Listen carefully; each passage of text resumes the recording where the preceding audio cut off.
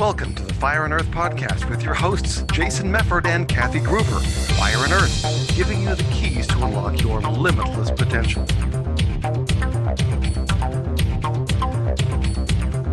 Welcome to another episode of the Fire and Earth podcast. I'm your co-host, Jason Mefford.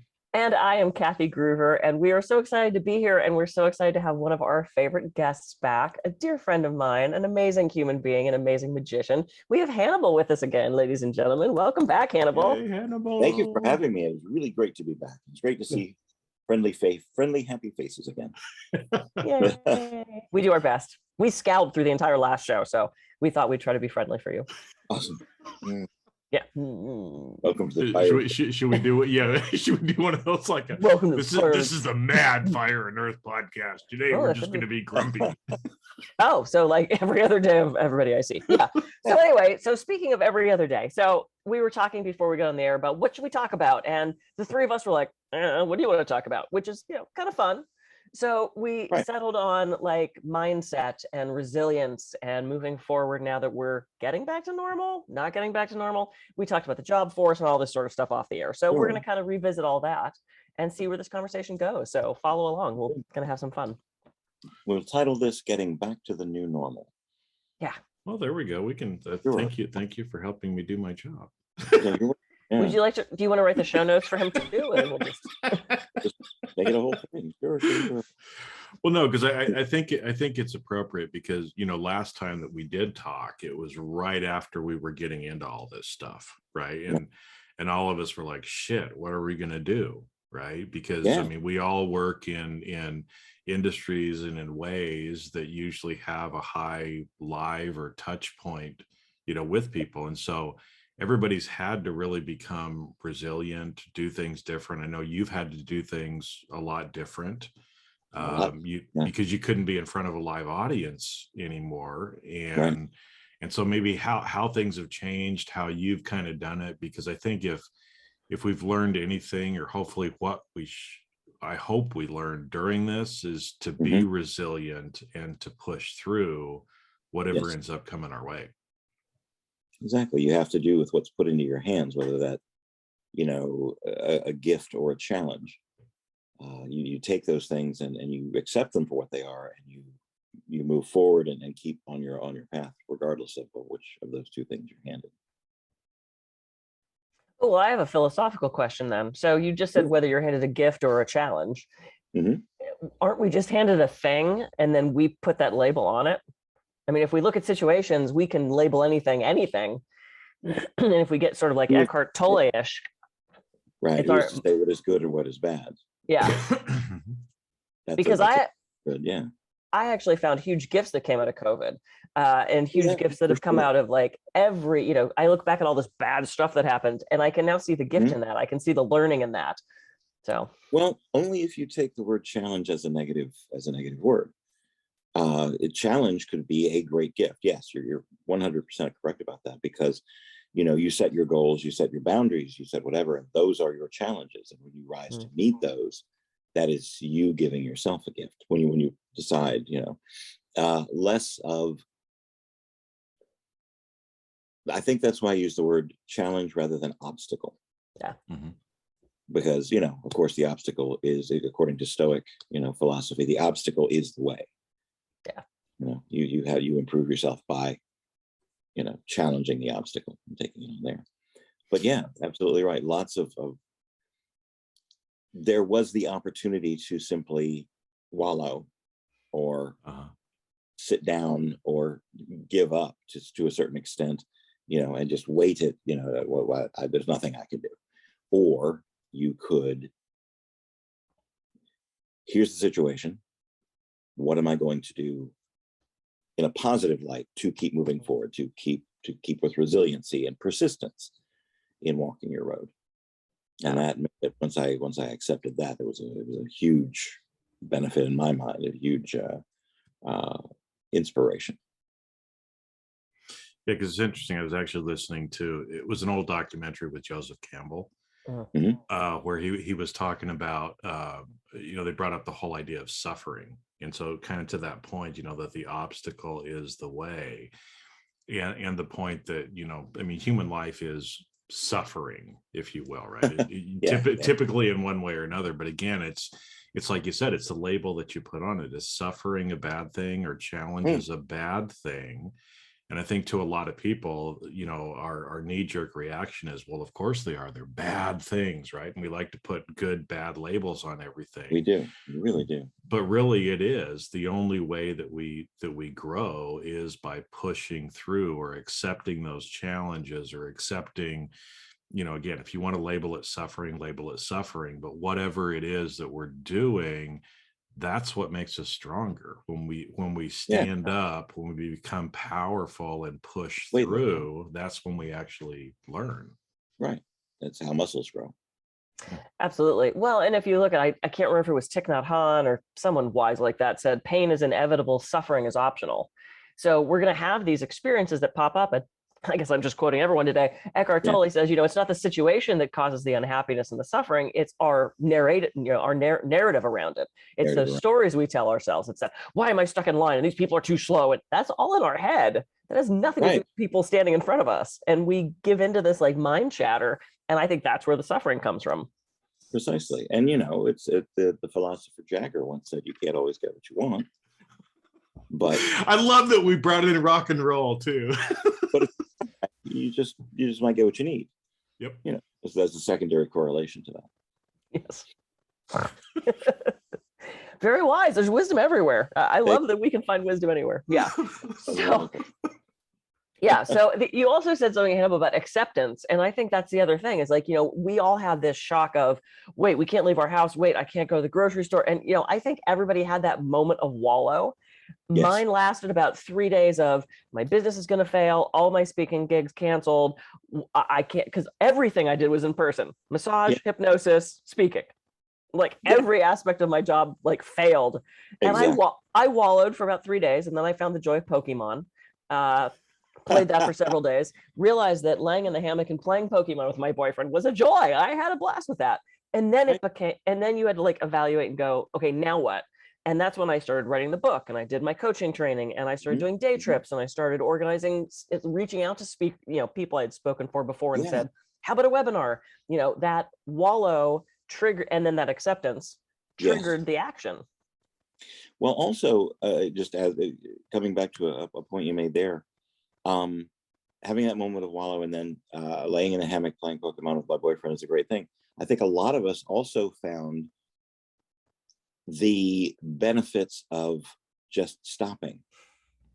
Like in the previous world that we used to live in, it was this: when can I book the next show? When can I make the next speech? When can I this, that, and the other? But now we found a lot of value in, today I'm just going to play Pokemon. Today I'm just going to do puzzles. I'm gonna write, or I'm gonna read for my own pleasure, and I'm not gonna worry about where something's coming from because nothing's coming. Yeah.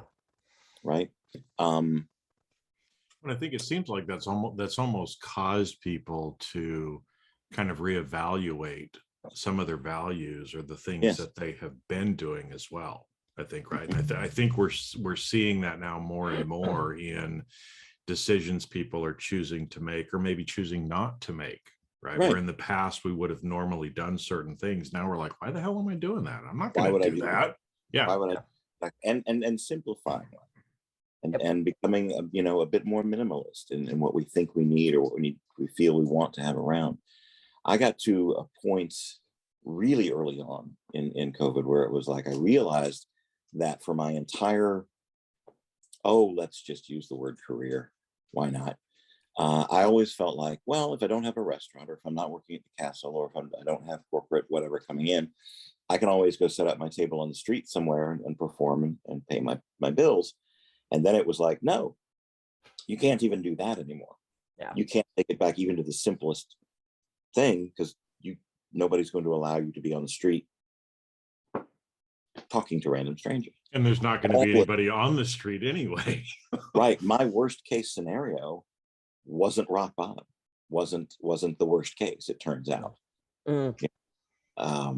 So you had to, okay, so what do I do instead? Work on me, write more, plan for things when come back. I got very creative there for a long time and put together a lot of new things, which was I might not have done have I been constantly working, and I'm very pleased with a lot of the direction that my art is going in these days. That's And so cool. it's oddly enough, because I was so isolated for so long, a great deal of the new things that I'm writing are very interactive and very, very personal on a small scale audience, right? Doing planning for smaller audiences rather than vast ones. So it's been a huge boon to the new direction or the new path or whatever opened up in front of me. Yeah. I found that sitting in that stillness, because I'm not still. I mean, it's go, go, go, work, work, What? work, achieve, achieve, achieve. My When did Capricorn. this- Yeah. Yeah, right, exactly. And then I was forced to sit in that stillness. And I Mhm. remember sitting down and going, I'm going to be broke. I'm going to lose everything. And I went, Gruver, no, you're not. And I sat down and I did math, which I don't do. And I don't like it, but I did it. And I went, I'm actually going to be fine seeing 6 or 7 clients a week. Wait, if I'm fine seeing 6 or 7 clients, how do I think I'm not fine seeing 20 clients? What is wrong? And I Right. actually looked at stuff and went, if I can survive a year of not working, and I had a little trickle of clients and I had some online stuff, but if I can survive that and still put money away, why do I think I can't survive on 20? So I did more math and I looked at my clients, and I now take Thursday mornings off to spend time with my boyfriend. I only see 4 clients a day instead of 7 clients a day. I don't do evenings. I don't do weekends.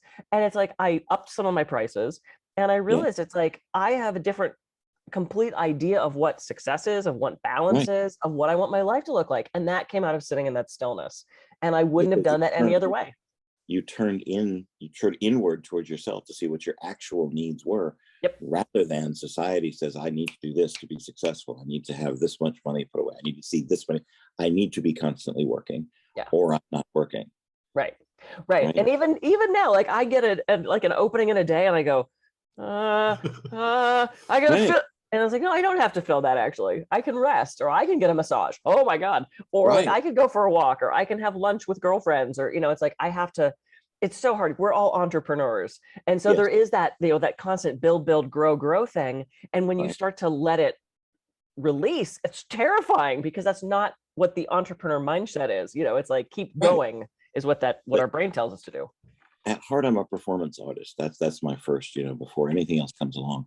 And one of the things I found when I really looked at what I was doing is a very, very basic lesson that you learn when you're standing up on stage performing for people is that the silences are at least as important as the actions.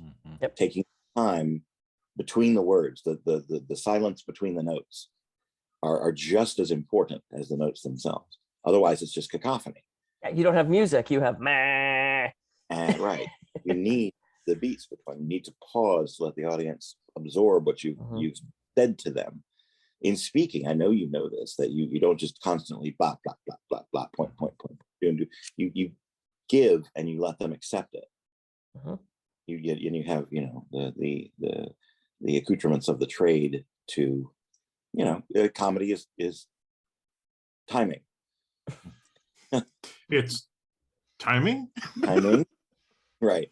And that is true in business as well. You need to schedule the downtime. You need to allow for the downtime, the reflection time, the not going,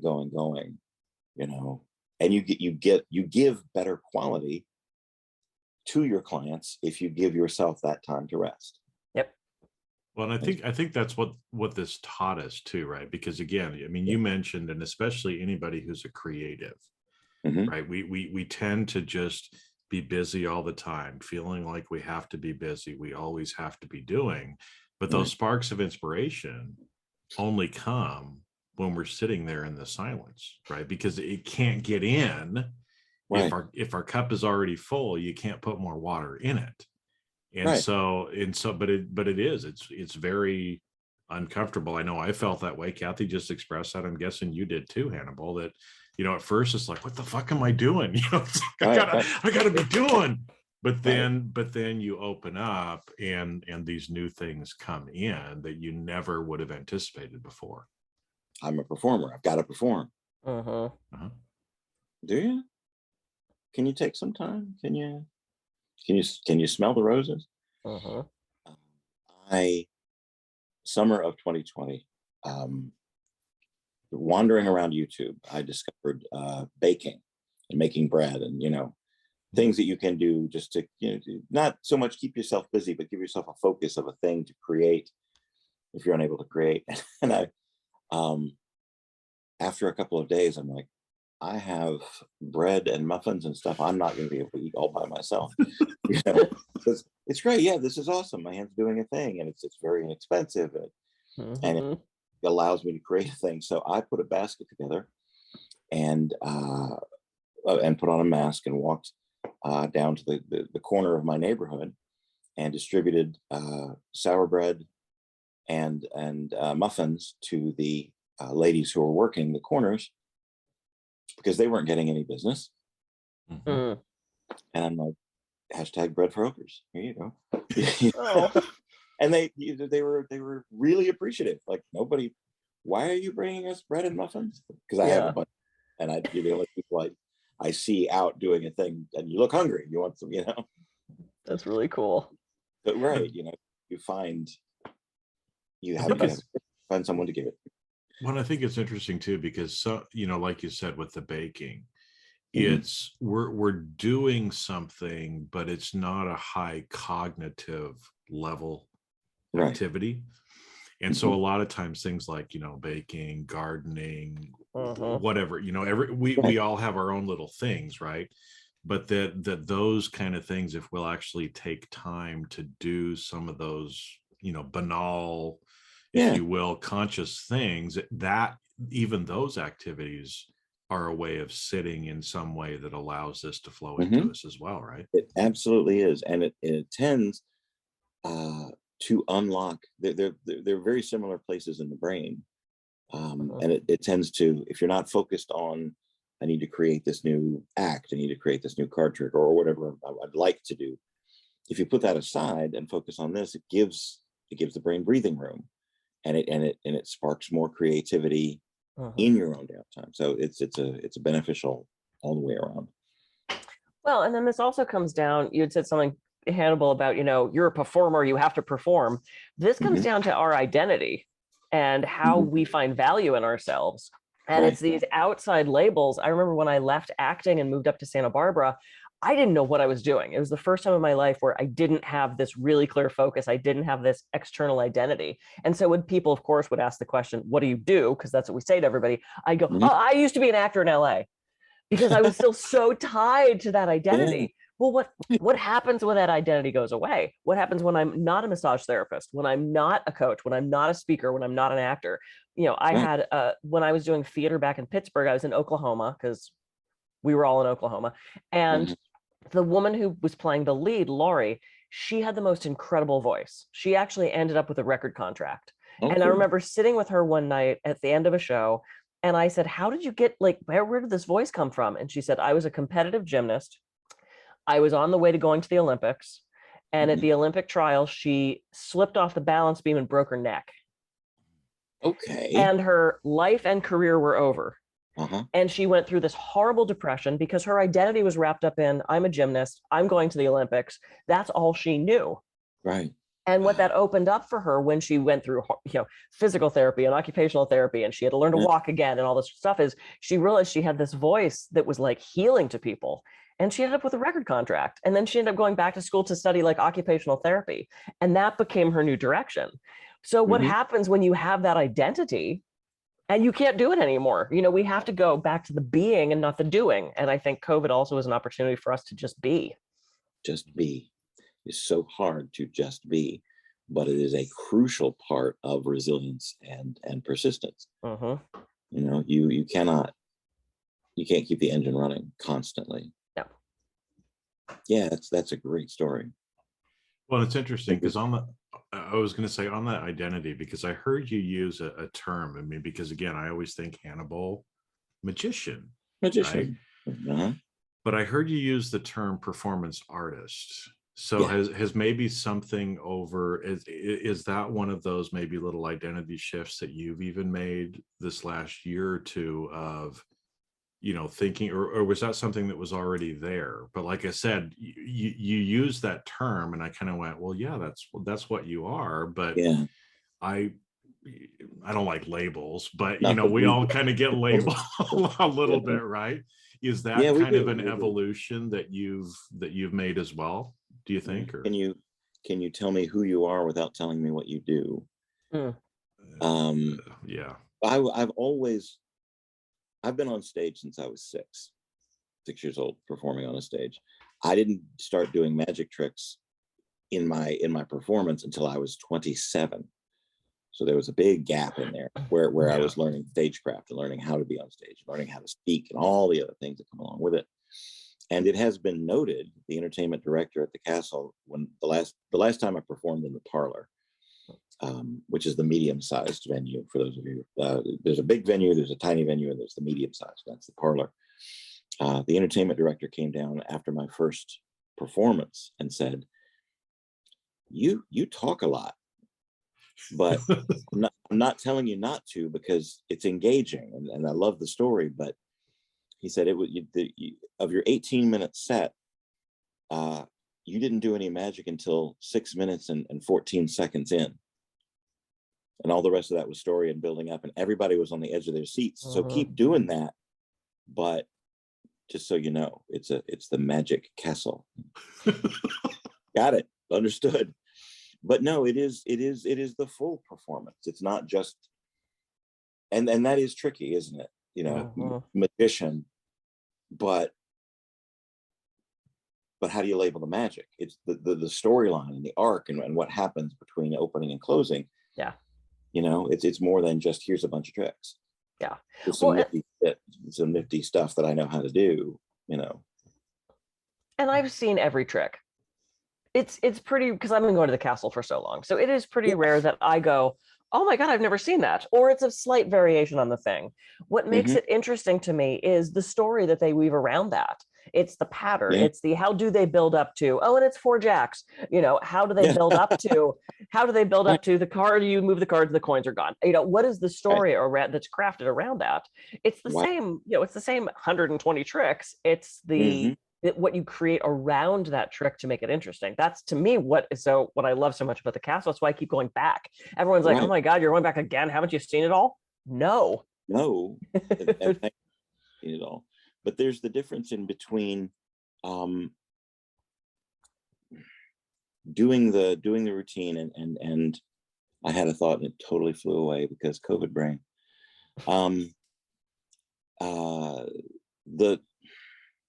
It's not just the adventures of the props. Yeah. It's not just I have cards that do neat things. It's here's a piece of me. Here's a story that is meaningful to me. Whenever you get up in front of people, whether you're performing, if you're a mime, if you're a clown, a magician, a juggler, a speaker, you're telling a story. Whether you want to or not, you're telling the audience something about yourself. And have you taken the moment to consider what it is you're saying and what you're putting forward? Yeah. And then doing that without an audience. I mean, I tried Zoom. I tried the virtual magic thing, and my performance style is so intimate that it just doesn't translate well. Something like this. Yeah. So I got to know myself better, and that is translating into what is coming forward now. What the art that's coming out of me at this point, which is really exciting. Well, because it's interesting, you said we're always telling a story about ourselves. And so, the better that we can know ourselves or remember who we are, right, the better that we can bring across that magic in the totality of the performance, right? And it'd be because, again, I mean, 5 different magicians all can do the same trick. And they do. But each one of them is different and brings something different to it because they're bringing a part of themselves to the whole thing. And really, I mean, we all are bringing a part of ourselves to everything we do too. Art is the act of taking your heart and shining a light on it. Ooh. Oh, Jason's writing that down. I'm writing that one down. We're doing quotes. That's it. Yeah. Who said that? That was a really good one. Yeah. Kathy, have you ever been to a venue like, oh, I don't know, the Magic Castle, and seen the exact same trick in the exact same night in different rooms? Just gonna say that I have indeed been to the castle where I have seen the exact same trick in the exact same, and I love those nights because there's a part of my brain that goes, oh my God, I just saw that. And there's another part of my brain that goes, how's he gonna make that different? Right. Like, how is that gonna be not the exact same thing I just saw? I've seen that at least a half a dozen times. Yeah, exactly. I hope you will. Oh, a Rubik's Cube. How are you? Pick a card. Did it. I've still got one from the last room. Can I just use this one? Is that okay? Yeah, exactly. I'll sign here. It's already signed. Just take it, find it. Yeah. Find it somewhere else. Go ahead. Well, and it's so interesting. It's funny that to if you could coordinate with the other performers in different rooms and go, I'm going to have them select a card at the beginning of the night and sign it, and then just find out who in the room has a signed card and do your trick with their card. That would be really fun. That'd be fun. That would be really fun. Well, and I was thinking, because I've also been in the close-up room where I've been asked to help, and the magician, and I'm sorry, I can't remember his name. He's blind. Who is the blind magician? Chad Allen? No, he actually has a documentary. Oh, that guy. Yeah, that guy. Anyway, I've been asked to help. Richard Turner. Thank you, Richard Turner. Yeah. He has very little patter. He does trick, trick, trick, trick, trick, and he is mind-blowing. It is just pure, just magic. It is pure. It's just amazing. And he barely says a word. Yes. And that's a very different type of thing. Like you, who said you didn't get into your first trick until 6.5 minutes in. It still is engaging and amazing, but there's this mechanical, technical gift, and then there's this storytelling, weave you and get you engaged gift. Yeah. And they're both just as fascinating. They're both just as interesting to me. Well, the philosopher group, Dr. Hook, once said some folks love ham hocks and some folks love pork chops and some folks like vegetable soup. And I think that applies to magic. Yes. Well, and it's the diversity that's so fascinating. Yeah. Well, and there's even diversity in what we do too, right? And so again, I mean, you do the same shows over and over again. Yeah. But there's slight differences to it as well, right? And it's the same thing, Kathy and I have seen this with speakers who try to memorize their speech, right? And so they're giving the exact same thing every single time. It's not the same, right? Because the more authentic we are, there's gonna be little variations in it. And that's what partly makes it the magic. Right. And you have to also consider that the audience changes. Yeah. And they, in an intimate live performance, they're going to respond. And you cannot script for the unexpected audience response. Yeah. And so I have seen I've seen some really, really great scripted performances. Some people do it just beautifully and well. And mostly I think that works on the larger stage where you're a bit more removed from the audience. But then I've seen wooden deliverances because they're sticking so tightly to their script they cannot get across. And if you get them off script, they don't know where to go. Right. How do I get back to my words? How do I get back here? Line. Pause for laughter. I'm totally going to throw in line the next time I do a live performance. Just stop. Please. People are going to be like, who the hell, where's the person who's supposed to be leading the line, right? Right. It's hilarious. Of course, we're hitting our time. For not knowing what we're going to talk about, this has been an amazing conversation, talking about mindset and stillness and simplifying, and how we can, our perception, it goes back to perception, our perception of any situation is what actually shapes it. So precisely, draw from your own well, but don't forget to refill yourself. And that's resilience. Yeah, another good quote. Okay, next show we're just gonna do Hannibal quotes. Hannibal quotes, just go streaming across the thing. Right, exactly right. I've had time to think of a few. I'm done. Sitting and thinking. Sitting in stillness. Excellent. So any final words, Hannibal? How can people reach you if they want to check out where you're going to be performing, what your stuff is? I know you have a Patreon page. I do. Everything in my social media is Magic Artist. Patreon /Magic Artist. Instagram, Twitter is all Magic Artist. Venmo is also at Magic Artist. Just, finally, I have an ongoing YouTube vlog which features performances, but also philosophy and also what's going on in my normal life. If you do a search for Hannibal Magician, it pops right up. It's the top of the thing. Nearly 53,000 subscribers, which is crazy. Wow. I discovered that quite by accident. When I have how many people following me? That's so great. And then all the social media tells where I'm going to be, and then what's going on in my brain. Ooh. Magic Artist, easy to find. That's the fun part. Awesome, Jason. Any last thoughts? Oh, this is great because again, it's the I love how episodes like this end up going. It's so thank you for coming on because again, it's there's a lot of wisdom in that brain, my friend, and thank you for sharing it. I know that you're going to have 50,001 YouTube subscribers later today. So maybe so. Yeah. Hannibal the Magic Artist. No, it's really my pleasure. Anytime you guys want to chat, just let me know. Happy to come in and chat. Cool. Yay. Well, we appreciate you and everything that you do and everything you share. I'm Kathy Gruver. I can be reached at kathygruver.com. And I'm Jason Mefford. I can be reached at jasonmefford.com. So go out this week, hook up with Hannibal. He's got lots of great stuff out there, and we'll catch you on the next episode of the Fire and Earth podcast. See ya. See ya. Peace out. Thanks, guys.